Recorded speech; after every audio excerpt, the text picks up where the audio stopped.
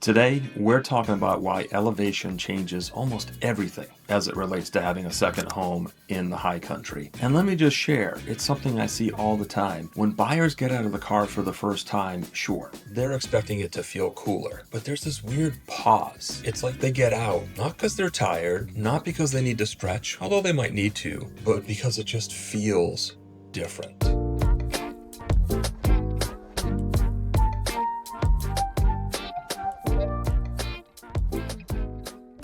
Before we get started, maybe you're dreaming about buying a second home in the mountains, or you just enjoy this lifestyle-based content. Take a minute, like, subscribe, share this with someone, leave a comment below. It really helps us extend our reach and get in front of more people. Now, let's talk about elevation.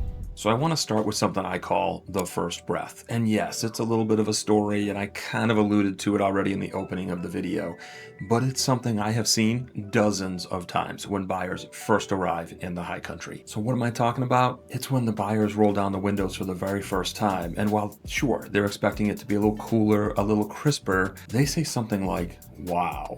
Wow. It's quiet, and quiet isn't a sound.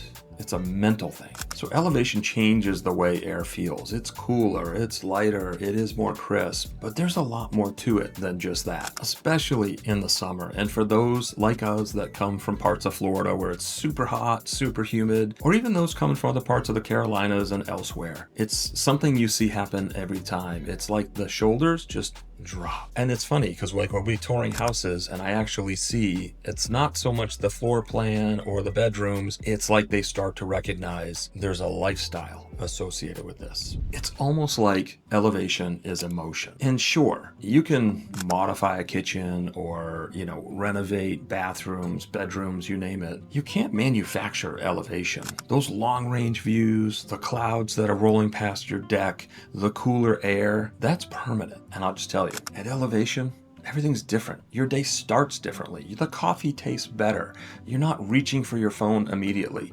In my experience, I'm sitting outside. I'm watching the sun come up over the ridge lines, and it's wild to watch how the day kind of unfolds in peace. And it's not just the mornings. Your evenings seem to last longer too. You're not rushing back inside because it's too hot or too humid. The conversations start to last longer. People start to linger. And then the home is doing exactly what it's supposed to do by bringing people together. So let me tell you about one of the buyers that I worked with last year who I would say didn't fully appreciate elevation. And what I'm saying by that is they knew they wanted elevation. There was a reason they were looking in the high country, but there's a broad range of elevations across the high country. Traditionally, more east, you're going to have a little bit lower. And then as you get further and further west, you get into like Time Castle, Banner Elk, Beech Mountain, Sugar Mountain, you're going to experience more elevation, or at least have the potential to. But this couple, they were very focused on the home. It was like, what are the finishes? What is the layout? What does the kitchen and the bathrooms look like? And again, these are complex decisions. There's a lot of criteria that comes together as people are making decisions on which home is right for them. But elevation wasn't really a factor from what I could see. And to that point, so we were in a community and it has a pretty broad range of elevations.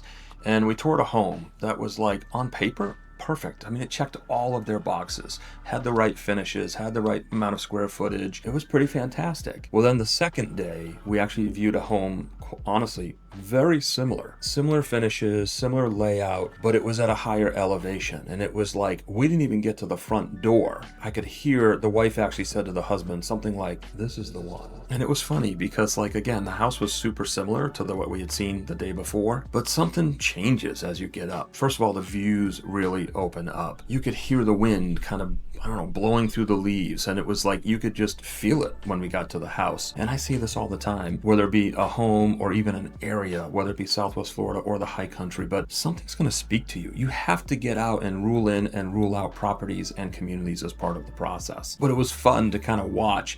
Very similar house, very similar finish, very similar floor plan, and totally different experiences. Now, having said all that, I have to caution you as well. You can overemphasize elevation. I had another experience with a different buyer from Florida where we started out in a community called Eagle's Nest, and it is really high elevation, especially at the very top at the ridge line.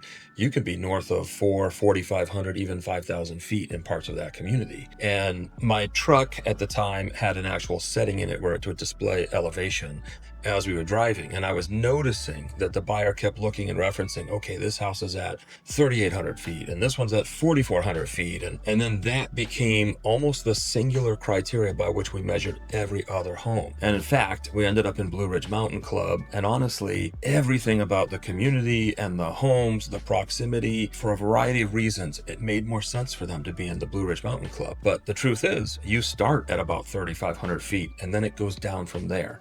And because they were looking at 4,500 feet or even 4,000 feet, it became a criteria that was super hard to overcome. And yet the difference in the actual temperatures was probably 4 degrees in the average summer. So while it's important, you do hit a point where there's a certain level at which you have the elevation you're looking for, and then it's a matter of views and the other criteria that come together for the home that's right for you. So what are you going to get at elevation? Well, first of all, you're going to be most likely in the $1 million and up range. Sure, you can buy condos and some things or other types of properties at elevation, but realistically, if you're going to be at elevation with the views that we're talking about in this video, you're going to be north of $1 million, and you can spend multiple millions if that's, what you're looking for. But I got to be honest, the people that are looking for this, they're not looking for utility. They're looking for experiences and lifestyle. And something that's worth noting is elevation actually helps protect your investment. Great views and elevation help it to hold its value. It's also worth noting that climate seems to play a bigger part every single year.